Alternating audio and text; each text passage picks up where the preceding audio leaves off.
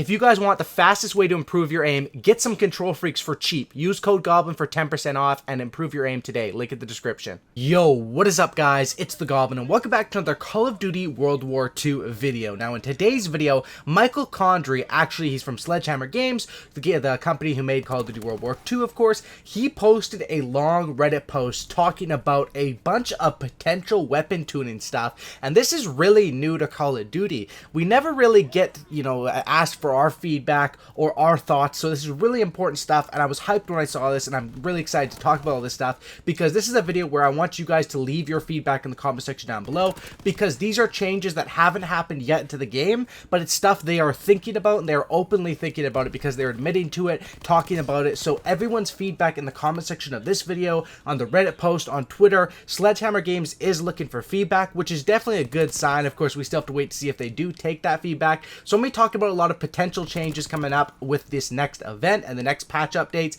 and of course, let's all talk about it in the comment section down below. So if you guys could drop a like on this video, that would be absolutely awesome. Let's go ahead and let's shoot for 125 likes. That would be awesome if we could all smash up to 125 likes. Of course, subscribe to the channel if you guys are new, and let's get into it. So Michael Condrey starts off with this Reddit post, which Reddit is the main way they've been using to at least this year with Sledgehammer Games to communicate through to the fan base of the game and the player base. He says that it was great to play with people throughout the Christmas and New Year's Eve break during the Winter Siege event. The multiplayer team was playing then and getting a lot of insight onto how, different statistics, of course, they have every statistic too. For example, they might say the PPSH has a 1.10 KD, so maybe they have to nerf that a little bit, or this gun has a 0.7 KD, so you have to buff it up. Of course, those are just examples, but basically they're saying weapon tuning is always an active topic in the community, and here on Reddit we wanted to give you an early look at some of the considerations we're making for a tuning change before the Resistance event goes live in a couple of weeks. Now,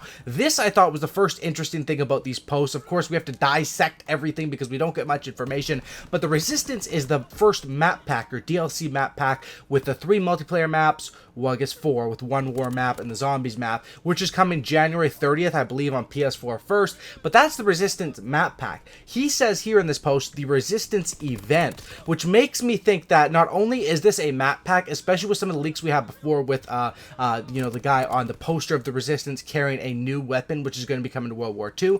I think that this might be our next event, similar to how they did the Winter Siege event, which was a unique weapon, a unique way to update the game, change things, and release DLC weapons. I think that this is a big hint that January 30th is around the time where we can expect some more DLC weapons as well as that first Resistance map pack, because he didn't say the Resistance DLC. He said he actually called it an event, which I think is very, very notable.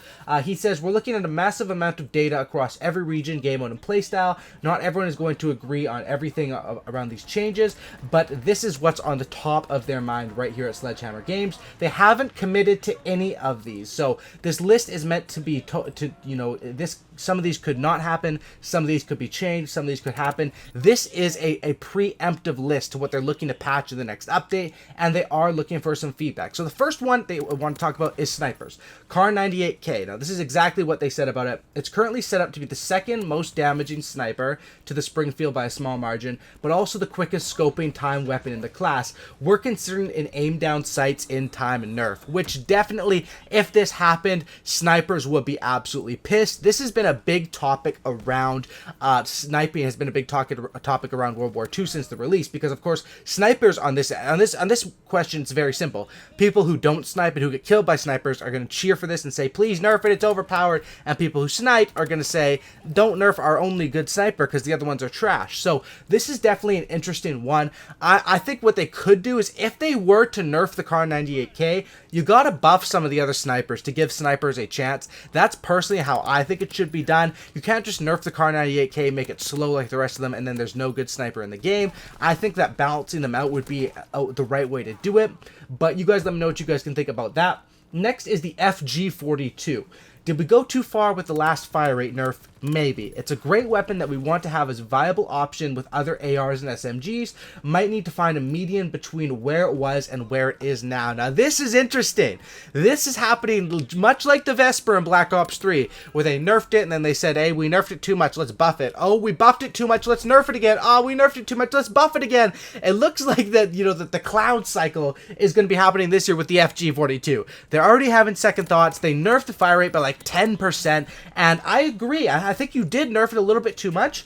I think you should buff it by a tiny bit percentage, you know, so it can compete with those other assault rifles, because of course ideally you want certain weapons to be really good at close range. The M1941 should be the best AR for close range. Then the STG, the bar for sort of mid-range stuff, and then you want this FG42 or your semi-automatic weapons for long range. So I definitely think that this is a good idea. Buff the FG42 just a little bit and make sure that tuning is right. Hopefully you can get that happy medium. If you have all these statistics you can analyze, of course they can see the KD ratio, the accuracy, the fire rates, everything before, after the patch. So they should be able to find that happy middle ground right there with the FG42.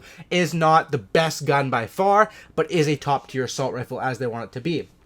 Next one is the M1 Garand. Now, this has been a big topic.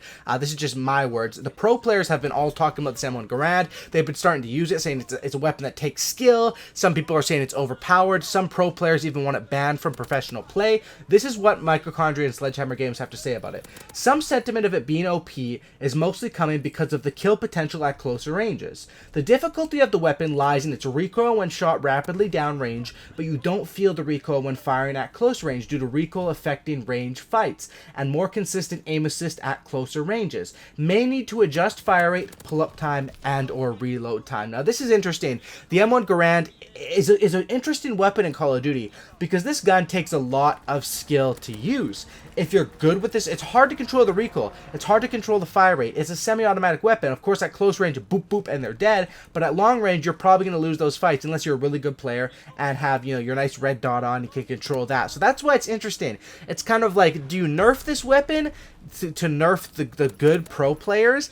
But then casual players and more beginner players, this is not going to be even on the board for them. So this one is kind of an interesting one, and I want your guys' feedback in the comment section down below about this one. I'm not really sure. The M1 Garand, I think, probably could be left how it is. Maybe it looks like they're just looking to do some minor adjustments, but this one is more focused on professional play. If you guys play casually or, you know, play, you know, public match domination, TDM, search and destroy, all this stuff like myself, you don't really see too many M1 Garands. It's bars, it's PPSHs, it's Type 100s, STG, stuff like that. You don't see a lot of these semi-automatic weapons, and I've been saying for a while, they need to buff most of these semi-autos, but then, of course, professional players have a better handle on these weapons than casual players, and that's where they're trying to get this tuning down correctly. So that's an interesting one. Next one, the STG-44. Michael Condry says, I love this weapon. It's such an iconic World War II assault rifle. It's pretty versatile too, but it may need a slight buff to make it competitive with the Bar, Garand, and FG42 if we buff the FG42 as they're thinking about, and viable against some of the most used SMGs. Now, this is interesting because the SG42, I love the weapon as well. It's always been that good, reliable assault rifle. However, it usually is just a step behind the top rifles, and that's a similar thing that happened in Black Ops 3 with a lot of my favorite weapons. The Kuda. Kuda's an awesome SMG, but you had the VMP, you had the Vesper, you had the XMC, and the Kuda was always just a step behind. Now, since they nerfed those two, the Kuda's actually getting its time to shine. But STG, I think definitely there could be some adjustments to this weapon. I think that a slight buff would be good to make it so that, you know, this assault rifle is good. Now, however, with most of these changes we're looking at here, of course, these are the four notable changes. A nerf to the sniper, a buff to 2 ARs, fully autos, and a potential nerf to 1 semi-auto. This, if all these changes happen, it will go back to the age-old question, are assault rifles overpowered? Because when this game first came out, everyone said assault rifles super outclass the SMGs. They nerfed the assault rifles a couple times. Now some people are saying the SMG super outclass the assault rifles, and that's sort of an argument that's going back and forth. Of course, that's another one where it's really hard to get proper responses because people that are SMG players are always going to say buff the SMGs, and people who are assault rifles are always going to say buff the assault rifles. That's just how it always works, especially in the pro community. The SMG objective players yell for the buffs on those. and the assault rifle players yell that their weapons aren't good enough. And of course, that's just, you know, Sledgehammer Games has the tough task of balancing all these weapons, not only for competitive play, but also for, which is a bigger scene than competitive, casual gameplay, multiplayer gameplay. That's where Call of Duty has been such a famous game. It's been known for, it's just, you can hop on, you can play a game, you can hop on every single day, grind competitive, or you can just hop on the weekends after work or whatever. It is a great game in that sense, and it is tough to balance all of those different things within one game, and that's definitely what I would have to say. As far as these changes, I think they're on the right path with some of these, and it's going to be interesting to see, you know, the feedback. So if you guys want to leave some feedback, I'm not sure if they will be checking out this video, but because it seems like they are making an active effort to try to get people's responses on Reddit, on Twitter, and possibly even on YouTube. So you guys can leave your comments down in the comment section of this video. If you guys are active on Reddit and you want to go give feedback directly on the Reddit, I will leave the Reddit link down in the description for those of you who do that. But, you know, of course, I'd just love to see some feedback in the comment section down below. Getting the conversation moving is, of course, there's going to be a bunch of different opinions, but that is definitely the right thing to do. And I'm excited for this next Resistance event. Hopefully some new DLC weapons, hopefully some good buffs and nerfs, and hopefully this game continues to get better along the life cycle as it's been. Thanks for watching, guys. Drop a like on this thing. I'd appreciate that. Let's go ahead and smack that like button. Subscribe if you guys are new. Sub for a cookie and don't looky. And I'm out. Peace. Have a great night, guys.